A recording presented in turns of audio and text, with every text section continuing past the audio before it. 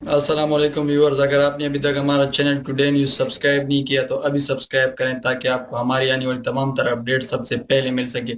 بیل کی آئیکن پر کلک کرنا نہ بھولیے گا۔ چلیے ویڈیو دیکھتے ہیں۔ قومی کرکٹ ٹیم کے سابق کپتان اور آل راؤنڈر شاہد افریدی نے ویسٹ انڈیز ٹیم کے اوپننگ بلے باز کرس گیل کو سنگل وکٹ کھیلنے کا چیلنج دے دیا۔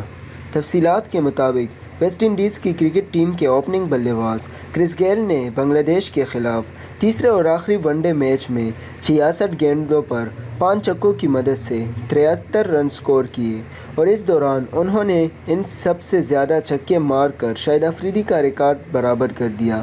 کرس گیل انٹرنیشنل کرکٹ میں سب سے زیادہ 476 چھکے مارنے والے کھلاڑی بن گئے، جبکہ اس سے پہلے یہ اعزاز شاہد افریدی کے پاس تھا جو اب برابر ہو گیا۔